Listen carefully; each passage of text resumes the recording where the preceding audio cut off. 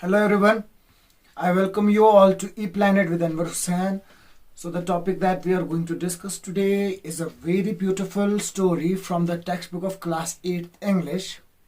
The title of the story is The Unthankful Man.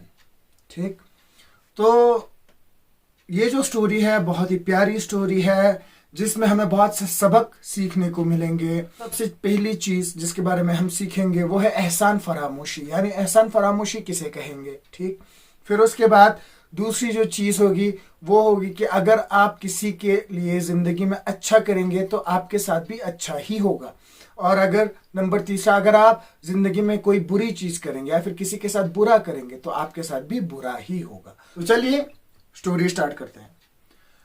तो ये story है एक रमन नाम के गरीब ब्राह्मण की, जो कि एक शहर के बाहरी इलाके में अपनी जिंदगी गुजार रहा होता है अपनी बीवी के साथ।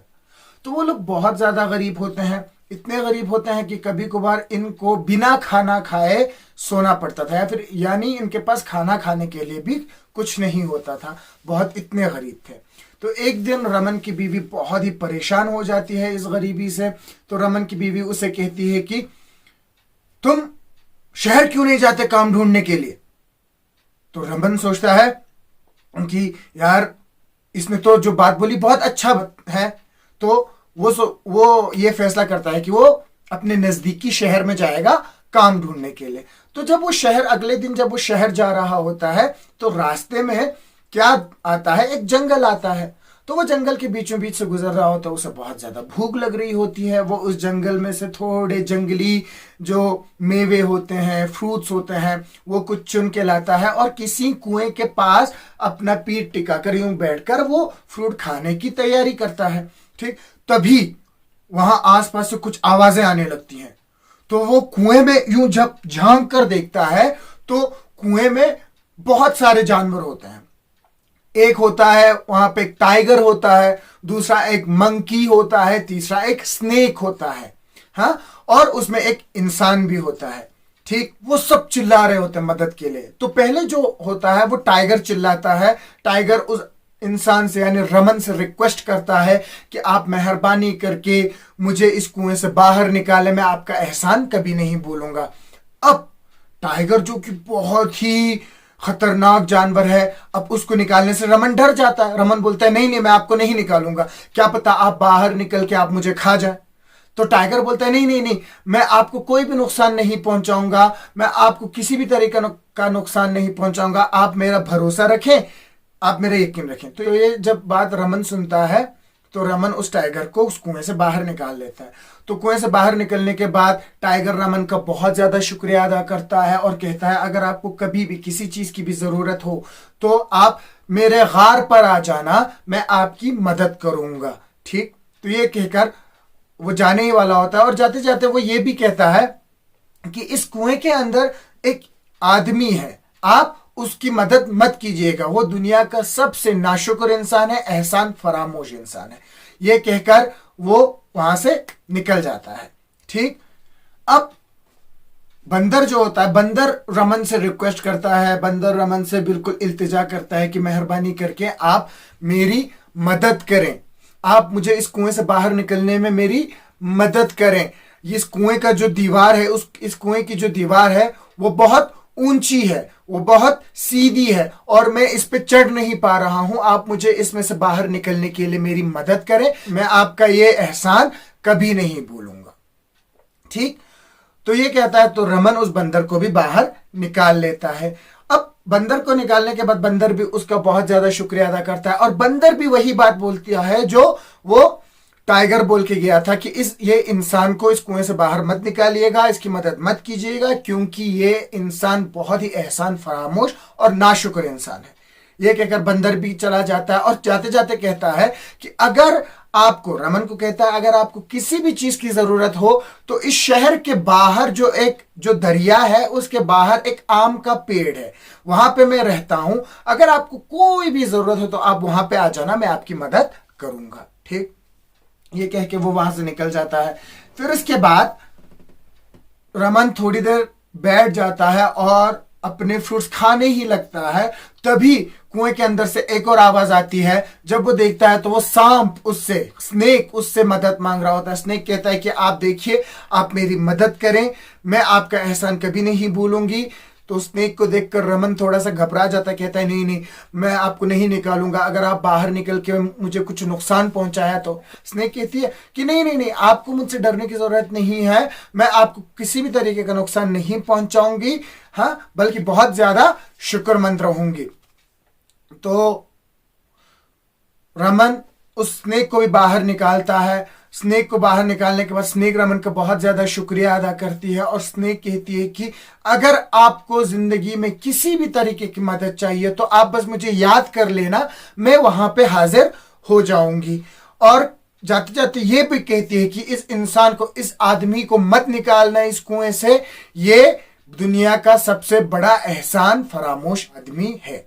ठीक, फिर क्या होता है, फिर वो आदमी भी रमन से मदद की गुहार लगाता है, कहता है आप मेरी मदद करें। अब रमन सोचता है यार, अब मैंने जानवरों को निकाल दिया, अब एक इंसान से मुझे क्या नुकसान हो सकता है। ये कहकर रमन उस इंसान को भी बाहर निकाल लेता है। वो इंसान रमन का बहुत ज्यादा शुक्रिया अदा करता है और कहता है कि मैं एक क्या हूं, सोनार हूं, मेरी दुकान क्या है, वाराणसी में है, अगर आपको कभी भी किसी भी चीज की जरूरत हो तो आप मेरे दुकान पे आ जाना, मैं आपकी मदद करने के लिए तैयार रहूंगा। ठीक, ये कहकर वो आदमी भी वहां से निकल जाता है।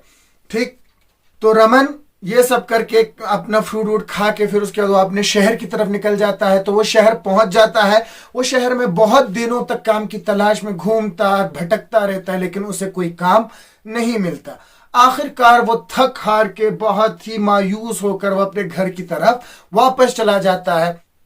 तो जैसे वो घर की तरफ बढ़ता है तो वो अपने घर की तरफ जा रहा होता है और रास्ते में वही जंगल आता है जिस जंगल से वो पहले आया था।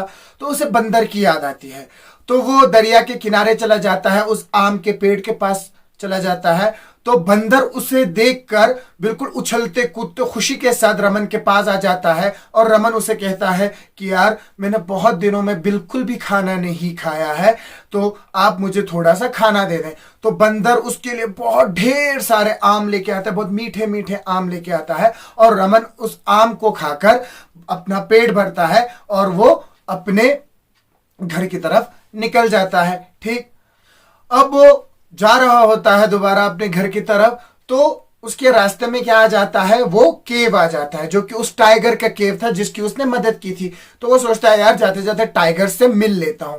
तो वो केव के बाहर जाकर टाइगर को आवाज देता है और टाइगर उसकी आवाज को जल्दी से पहचान कर दौड़ते दौड़ता उसके पास आ जाता है और रमन को अपने केव के अंदर, गार के अंदर ले जाता है और रमन को क्या देता है, एक हार देता है, बहुत ही खूबसूरत हार देता है और उसे कहता है कि ये हार एक राजकुमार का है, एक प्रिंस का है जिसकी जान मैंने बहुत पहले बचाई थी और उसने मेरा शुक्रिया अदा करने के लिए मुझे ये हार तोहफे में दिया था। अब ये हार मेरे किसी काम का तो है नहीं, तो ये हार तुम रख लो, कहकर ये वो टाइगर जो है वो रमन को वो हार दे देता है। रमन उस हार को देखकर बहुत ज्यादा खुश हो जाता है और रमन सोचने लगता है कि इस हार को वो बेच देगा और उससे अपने लिए एक नया क्या करेगा, कारोबार स्टार्ट कर देगा। ठीक, तो वो हार को लेकर अपने गांव की तरफ बढ़ता है और जैसे वो अपने गांव के नजदीक पहुंचने वाला होता है उसे उस सोनार की याद आती है जिसकी उसने जान बचाई थी और वो अपने घर जाने के बजाय वाराणसी चला जाता है उस सोनार के पास।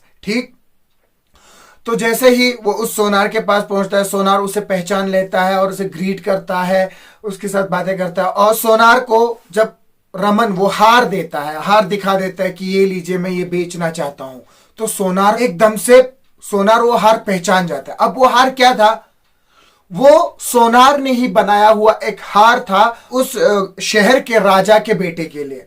ठीक है, सोनार रमन को कहता है कि तुम यहां पे थोड़ा वेट करो, तुम इंतजार करो, मैं अभी आता हूं। तो सोनार वही हार लेकर राजा के पास पहुंच जाता है। फिर राजा को बोलता है, राजा साहब देखिए, ये हार मैंने हमारे राजकुमार के लिए बनाया था और अभी अभी एक आदमी मेरे दुकान पे आया है इस हार को बेचने के लिए। मुझे लगता है उस आदमी ने पक्का हमारे राजकुमार को मार दिया है और उसने हमारे राजकुमार से ये हार चुरा लिया है। ठीक, तो ये कहते ही राजा बहुत ही परेशान हो जाता है और अपने सिपाहियों को कहता है कि जाओ तुम उस आदमी को गिरफ्तार कर लो। तो रमन दुकान पे बैठा हुआ है, तभी कुछ सिपाही आते हैं, उसे गिरफ्तार करते हैं और जेल में डाल देते हैं। ठीक, रमन को यह तक नहीं पता होता कि उसकी गलती क्या है, कि उसे पकड़ा क्यों गया है, उसे जेल में क्यों डाल दिया गया। तो वो वहां पे एक जो सिपाही बैठा होता है जेल के पास में, रमन उस सिपाही से पूछता है कि भाई मुझे पकड़ा क्यों है, मेरी क्या गलती है।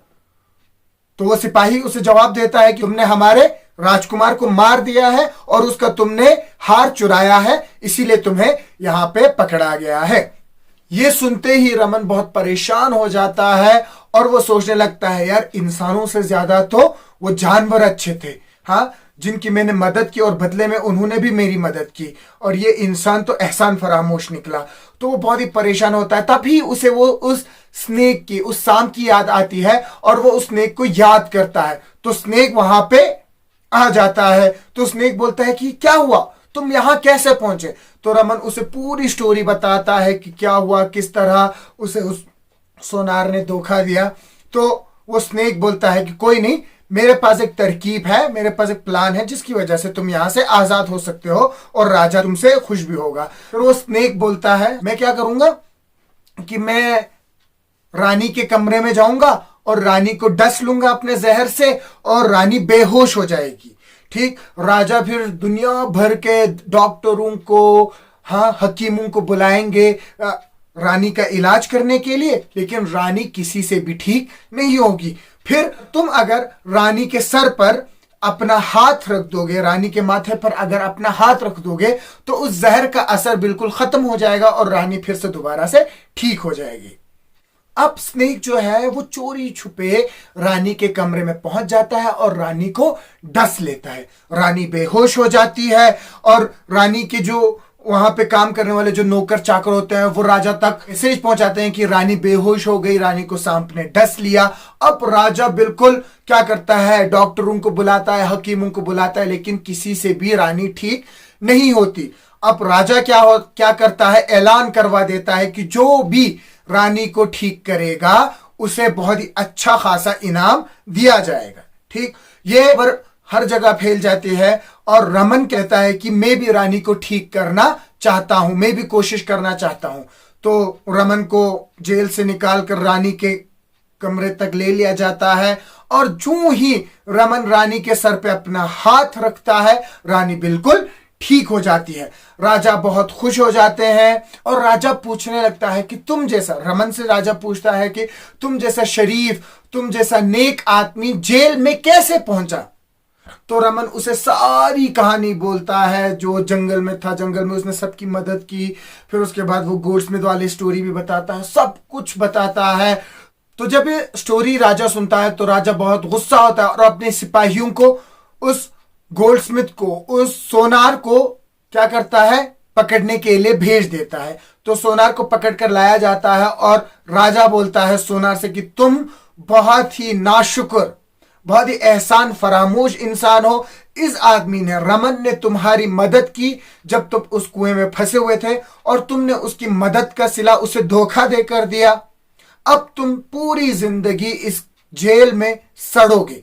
ये कहकर उस गोल्डस्मिथ को, उस सोनार को जेल में भेज दिया जाता है और रमन को राजा एक थैली भरकर, बहुत ही एक बड़ी सी थैली भरकर सोने के सिक्के देते हैं और कहते हैं कि मतलब जाओ, तुम्हें आजाद कर दिया और अब से तुम अपनी जिंदगी खुशी खुशी जियो। और जब रमन अपने घर पहुंचता है, वो अपनी बीवी के साथ प्यार से, बहुत ही खुशी से अपनी आगे की जिंदगी गुजारता है।